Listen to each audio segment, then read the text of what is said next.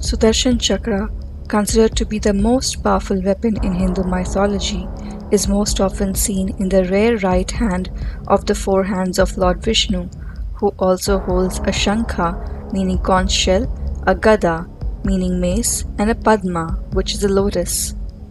It is a spinning disc-like weapon having 10 million spikes in 2 rows, moving in the opposite directions to give it a serrated edge.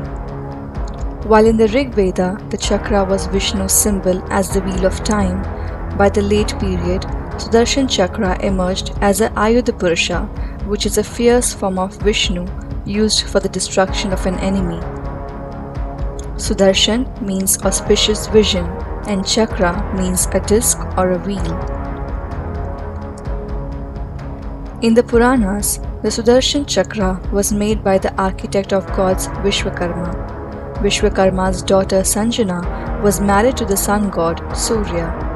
As the tales go, due to sun's blazing light and heat, Sanjana could not go near the sun. She complained to her father about this. Vishwakarma brought the sun's energy down and made it shine less, so that his daughter could go near the sun. The leftover energy and stardust was collected by Vishwakarma, and he made it into 3 divine objects.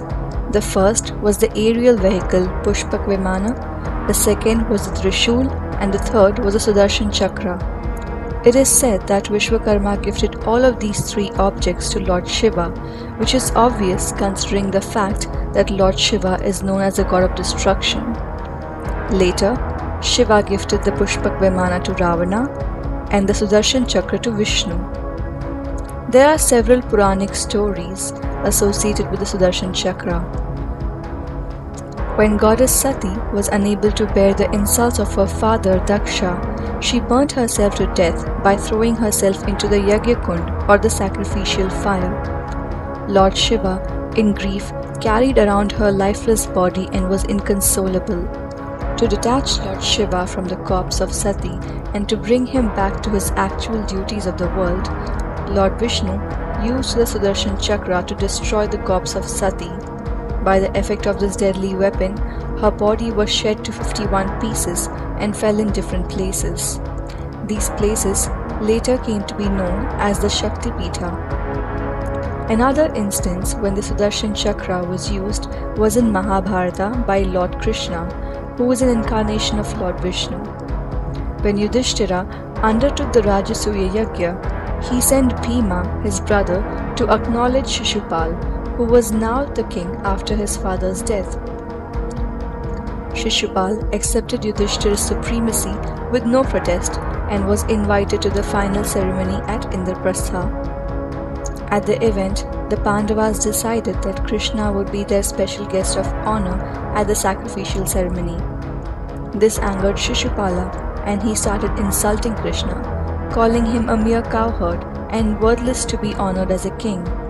He also started insulting Bhishma, calling his vow to remain a celibate throughout his life as an act of cowardice. Bhishma became furious and threatened to kill Shishupal, but Krishna calmed him down. Through this act, he committed his 100th sin and was pardoned by Krishna because Krishna had promised Shishupala's mother that he would forgive 100 sins of Shishupala. When he insulted Krishna again, he committed his 101st sin. Krishna then released his Sudarshan Chakra on Shishupala, killing him on the spot. Another story of Lord Vishnu granting King Ambarisha the boon of Sudarshan Chakra in the form of prosperity, peace and security to his kingdom is quite popular. Once, King Ambarish performed the Dwadashi Vrat, which required that the king must start a fast on Ekadashi and break it at the beginning of Dwadashi and feed all the people. As the moment of breaking the fast was drawing near, the mighty sage Durvasa arrived and was received with all honors by Ambarisha. Durvasa agreed to the king's request to be his honored guest and asked the king to wait until he finished his holy bath in the river and returned. As the auspicious moment approached when the king had to break his fast to fulfill the vow of the Vrata, Durvasa did not turn up. On the advice of sage Vasishtha, The king broke his fast by taking a tulsi leaf with water and waited for the arrival of sage Durvasa to offer him food. Durvasa, who is well known for his bad temper, was infuriated because he felt that Ambarisha had disrespected him by breaking his fast before the guests had had their meal, and in a rage he created a demon to kill Ambarish. Lord Vishnu's Sudarshan Chakra appeared immediately, destroyed the demon, and started chasing Durvasa himself. Durvasa ran to Lord Brahma and then to Lord Shiva seeking their protection, but both expressed their inability to save him. He later went to Lord Vishnu himself, who said that he could not do anything as he was bound by the blemishless devotion of Ambarish.